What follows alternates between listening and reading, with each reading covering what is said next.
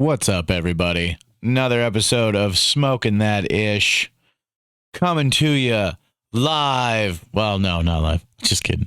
D-Game Podcast Studios, D-Game 6923 on YouTube. If you want to check out that podcast, help some of you guys out if you're having trouble respecting yourself, treating yourself right. Check that out for sure. Like, share, subscribe, spread this ish, spread it around. Help blow this up this summer, Let's do some big things. Let's have some fun. Shout out to Superior Buds in Mitchell. They are located out there by the Walmart, of course. And Dakota Natural Growers, I found out, is they have done a collab with Urban Genetics, making some bubble hash that will be coming your way probably around 420, probably soon, very soon. So definitely keep an eye out for that. They have made some delicious bubble hash with Urban Extracts, Dakota Natural Growers and Urban Extracts. So keep an eye out for that. That'll be pretty darn good. And from what I heard, it's going to be a really reasonable price too. So keep an eye out for that stuff. I picked up some DNS Dakota Natural Solutions Ice Cream Bananas, EYE Scream Bananas.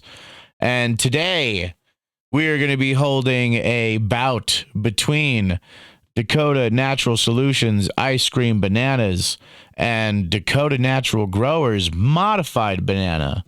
They are going to have the battle for the biggest nana. All right. So we'll see how that goes today. I'll get to that here in a little bit. I did smoke that ice cream bananas before coming on the show. If some of you can't tell, I'm doing very well, and we'll talk about it here in a second. Shout out to Cloud9 and Mitchell for all your vape and glassware needs. Go ahead and check them out, plus all your papers, any kind of wraps, really. You can get them there. Go ahead and check them out in Mitchell. They're down on the other end of Mitchell. So down towards the north end by kind of by where the McDonald's is down there, a couple blocks away from there. So check them out. Maybe next time I'll look up an address too, huh? Right, jackass. All right. And then also a shout out to M&H and Mitchell, my new employer, since the state has determined that my long list of mental disabilities do not qualify. So as far as I'm concerned, that means I'm good. And so I'm putting myself back out there. So far, so good. I have good days and bad days, but I'm doing my best, and that's really all I can do. So, M&H up there in Mitchell. If you want to see me in person at work, I work up there. Not going to tell you which shift. You have to guess. All right. There's a gentleman also going around Mitchell on the weekends. He's getting signatures. He comes around M&H. I know he also goes to the bowling alley. He goes to Thirsties. There's some bars up there in Mitchell, and shame on you for this, for shame, that won't let him come in because they think that legal marijuana is going to hurt the alcohol business. And I'm sure most of you who use alcohol, who also smoke, could tell this guy that he's a complete idiot. But I'm not going to call him out. We're not going to, we're not trying to send or cancel anybody or any dumb things like that. Just know that if you are this guy and you're watching this show, and I know you are, that you're being ridiculous. In no way is it going to affect your alcohol sales. No way. You get a new batch of 21-year-olds every year. You're going to be fine, buddy. It's just a ridiculous thing. No, they can't smoke weed. If they smoke weed, they won't want my booze. And that's so not how it works. Some people, if they do have problems with alcohol, they could substitute marijuana for that. And yeah, if people don't enjoy drinking and marijuana would be a better choice for them than you wanting them to keep drinking just to line your pockets is kind of a dick move. So care more about your customers, mister. All right. And people, if you see this guy or anybody like him that's going around doing these signatures, show them some love. They're working hard. They're doing everything they can.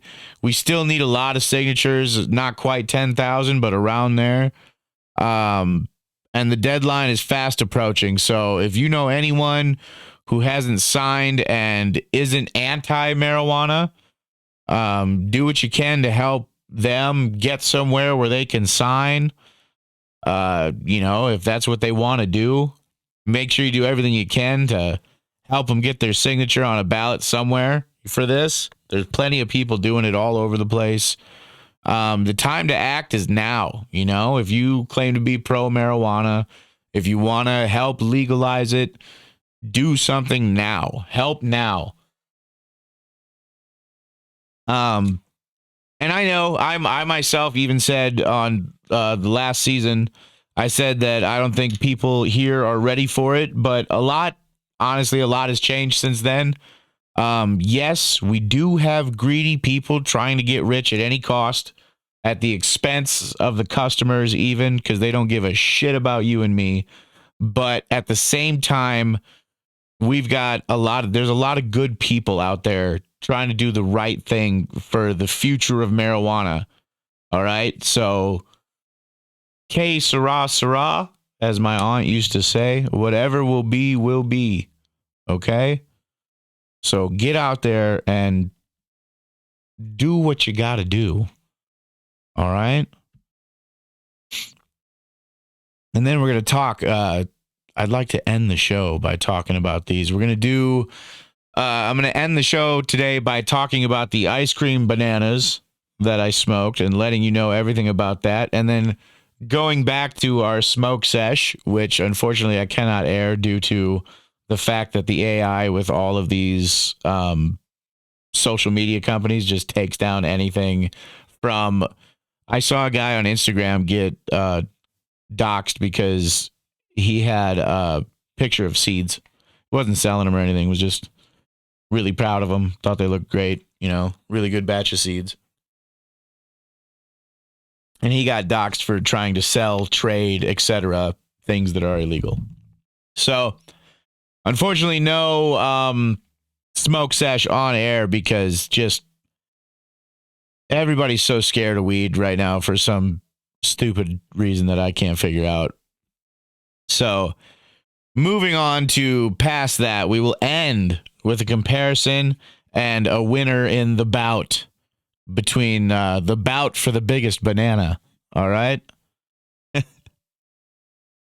In other news around the state right now, Kristi Noem making a lot of friends, going at the tribes again, doubling down that they are in, and I quote, cahoots with the cartel, making meth and selling that dirty, dirty meth to the good, honest, hard-working whites of South Dakota. How could they?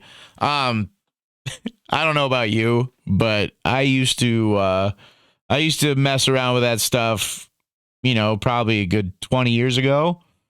And most of the people, exclusively in my case, that sell meth are crusty ass white dudes and fucking white chicks. That's almost exclusively who you see selling meth and stuff in South Dakota. So they're not saying that. It would be one thing if she's saying that the cartels are coming and hiding out on the reservations and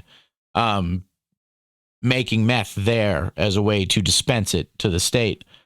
But she's trying to imply that somehow the tribes are working with the cartel. And that's absolutely fucking ridiculous. I don't know if you know, but policing tribal land is a joke. The tribal police, for the most part, I mean, I think they've done some advances in the last couple of years, but for the most part, tribal cops can only arrest tribal people. And the other cops, most of the time, anything else that happens would have to be a federal crime, so the feds would have to get involved, and that takes a ridiculous amount of time. So let's say I myself, being some kind of sick homicidal individual, drove to the reservation anywhere and took out a native woman or something. And then immediately, let's say I lived out of state. And immediately after doing this, I jumped in my car. I didn't get caught in the act, so I jumped in my car and I drove away. Drove back to my home and everything like that.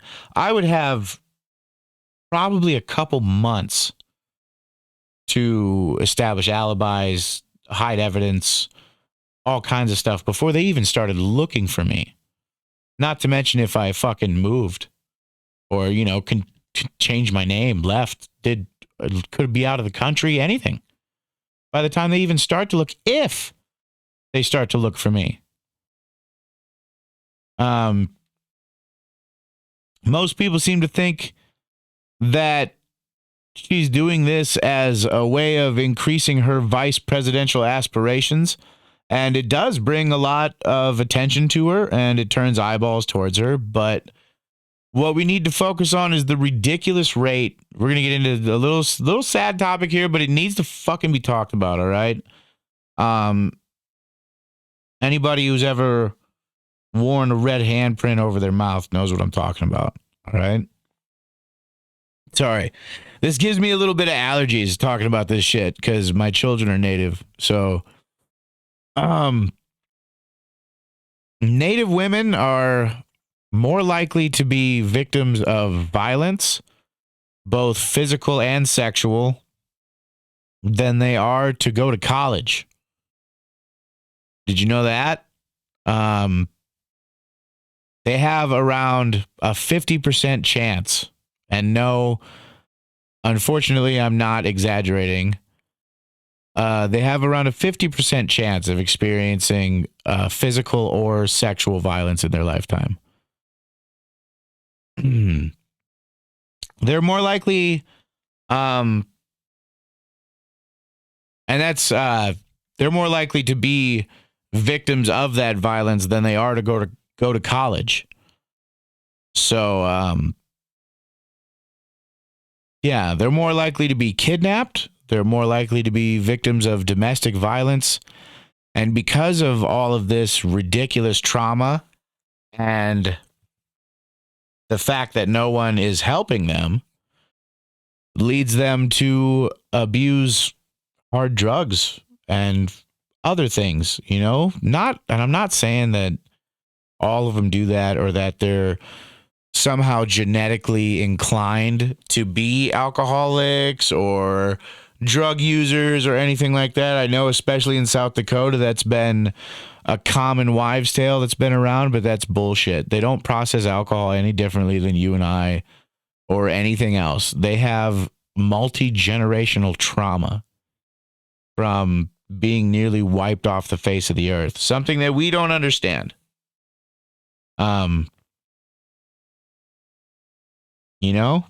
And how would you feel if your life was 50-50? If you only had a 50% chance of making it, of even going to college, if you are not somehow traumatized and debilitated by that trauma, causing any number of fucking mental conditions, how would you feel? And in reality, you wouldn't know, because if this was happening to white people in the state of South Dakota, I guarantee something would be done about this. Something would have been done a long fucking time ago about this. And I apologize for swearing so much, but this is a touchy subject. You bet your ass if this was happening to white people, something would have been done about this. And the fact that nothing does get done about this is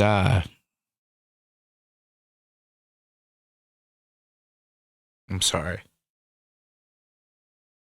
The fact that we don't do anything about this is unforgivable.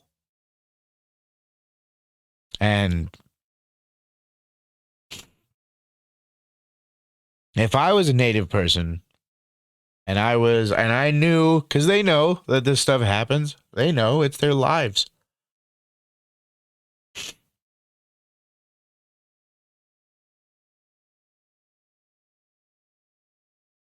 And if I was a Native person and I was watching all these white people that lived around me off the reservation, living their happy lives, doing their thing, acting as if nothing's going on, while me, my family, my friends, my people are all being forced to live in a much shittier environment, especially, I know that Pine Ridge can be extremely dangerous. And also one of the poorest, I think Pine Ridge is the poorest county in the nation with an average income of around $8,000 and some odd dollars. So, but if I was watching all these white people around me do nothing while my people suffered, I believe that increases separation between white people and Native people. And that is the exact opposite of what we need to be doing. So, yeah. Once again, I apologize. I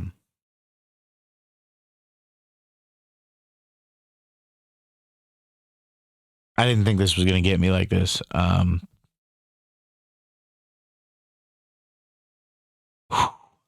Shit.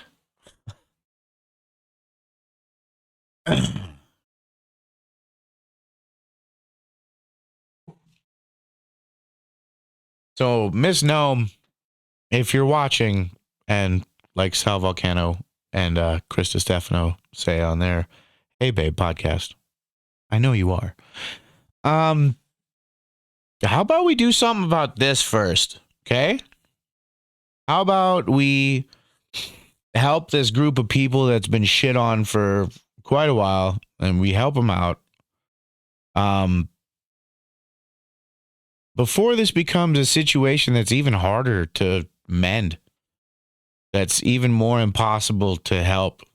We're literally just creating more people that don't like us, as far as being a white person in South Dakota. You just, and if somebody watching, if you know how to help,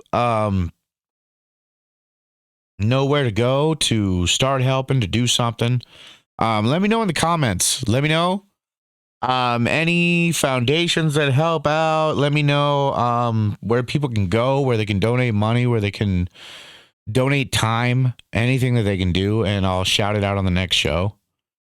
But all right, I'm good. I promise, I'm good.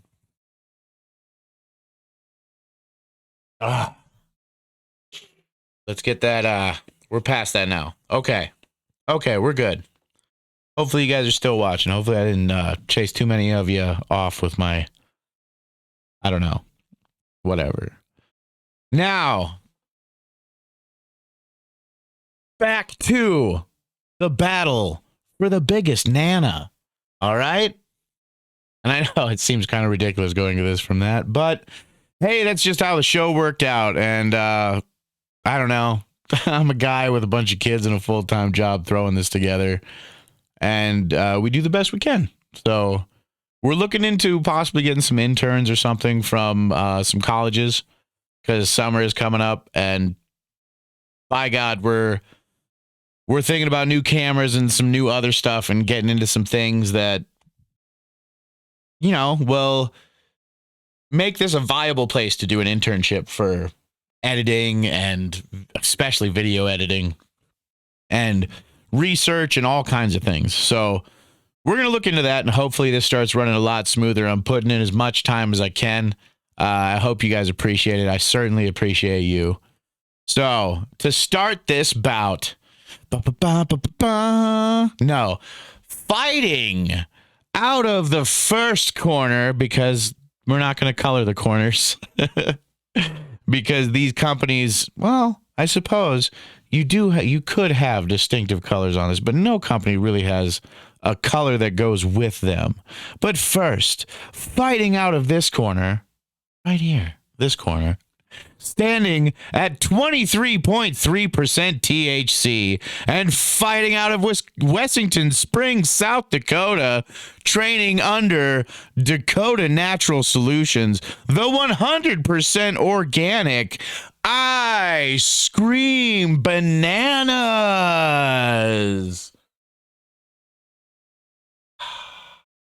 No, I'm not doing the buttons. And then that one was, we'll get into talking about it later.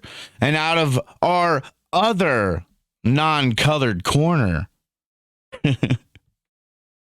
standing at 27.3% THC, I do believe. Hold on a second. Let me find that for sure. Dun, dun, dun, dun, dun, dun. Yes. 27.378% THC, and fighting out of Vermilion, South Dakota, training with Dakota Natural Growers, the Star in a Jar Modified Banana. There we go. That works. All right. First off, I'm going to talk about the DNS Ice Cream Bananas because I smoked it before this. All right. Before I got in here. Actually, a while before I got in here. It smells like a bag of dried bananas when you open it. Not like the super sugary banana chips, you know, the way they smell. I don't know. It almost just smelled like a raw banana, but a little bit more intense, you know, like it had been dried out and the scent really came out of it, you know, properly cured banana. It was harvested November of last year, so it is dry, dude. It is super dry. Almost turns to a powder when you grind it up, so that sucks. But the nugs are tight, dense, hard nugs. Really nice trichomes on it. It sparkles in the light. So good job on that. Multiple shades of green on the bud, and it is not over trimmed. You can see a couple little sugar leaves on it, so not over trimmed. Very nice. But it was difficult to roll due to how dry it was. It was very, very dry. So, you know, Brevita pack and fucking leave it overnight. I bet you it's still it'll just sponge right up, dude. It smokes really, really well, which surprised me. I was worried because of how dry it was that it wasn't going to smoke well or that it was going to be harsh, which it was not. It was actually the opposite of harsh. It was very, very smooth. I really enjoyed it. I liked it. A nice subtle taste to it. And a really good medium level high, I'll call it, like a functional high. You know, not bad for like a day off. You want to do some housework, you want to kick it, kids are at school, you got shit you got to do around the house. It's a good bud for that, but it does make you a little stony. So I would not go in front of the boss man. You know, not good for a work day smoke. All right. And now moving on to the DNG Modified Banana. All right. First of all, I'm going to go smoke it. Okay. I'll be right back.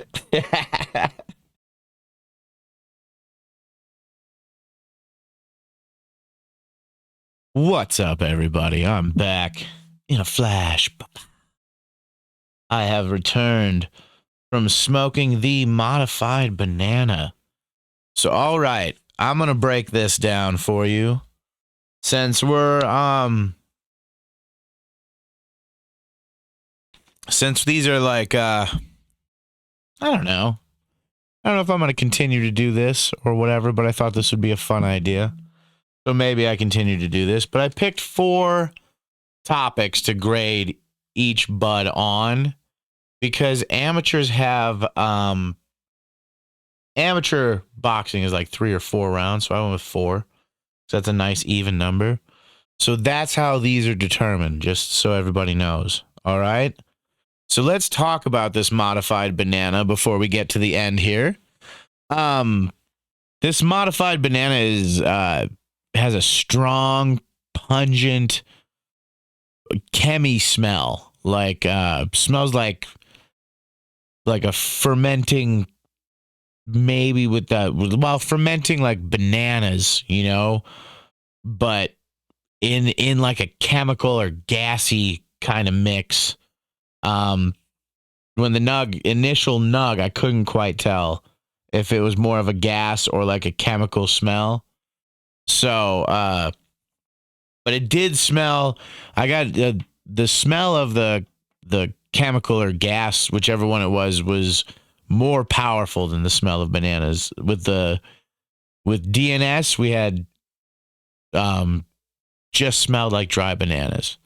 Okay, just to refresh.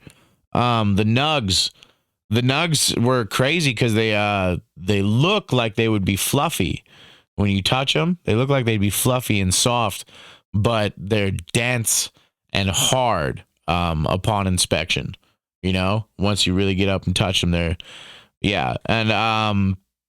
the visual appeal. I think that the trichomes looked better on the DNG as far as bag appeal goes, and that comes down to I think that is directly related to having your bud in a jar as opposed to having your bud in a bag, because jars obviously preserve the trichomes better. Like DNG's trichomes were noticeably more intact.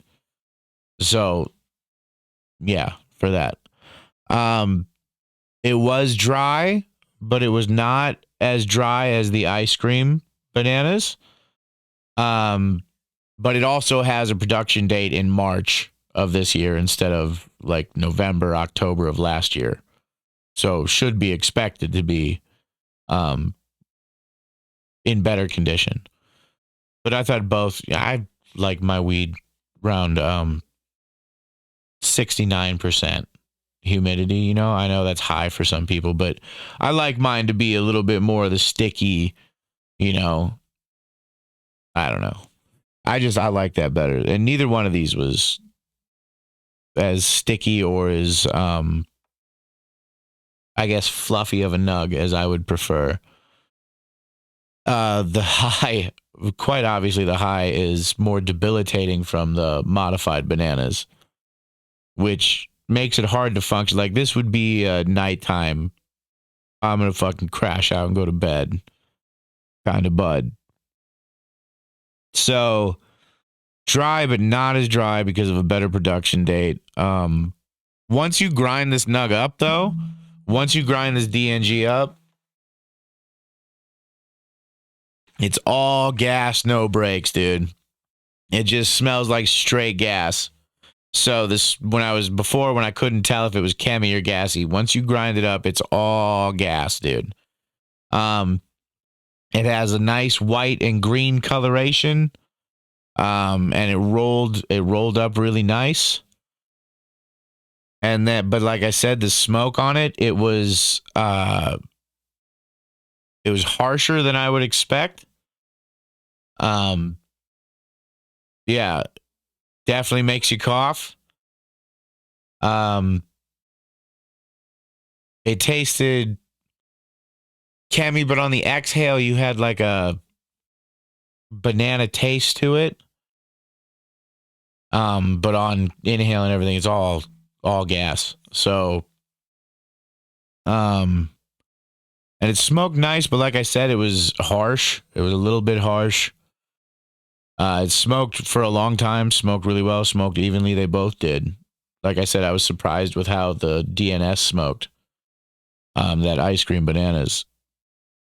If you're looking for more of a debilitating, like just destroyed high, sure, go for it. I like more of a functioning, just kills your anxiety kind of high. This is like Xanax weed, dude. So, I'm gonna let you know how I scored these. I scored them first visually, and like I said, DNG did much better visually. DNG scored 6 in the visual category, and DNS scored a 3 in the visual category. In smell, DNS scored a 7 in smell because literally, like when I opened it, smelled like dried bananas, like somebody had took raw bananas and dried them. And then DNG got a 6 because while it did smell strong and gassy, the gas smell was stronger than the banana smell. And it would be different if this was called like banana gas or something like that, you know. But I understand. It's just what it ends up named. So being modified bananas, I mean, obviously it's a modified banana smell, but the banana smell is not the number one smell that you get.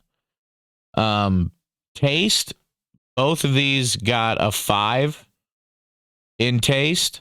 So they're even there. It's 5 is just average. Like I said, the DNS, it did have a nice smooth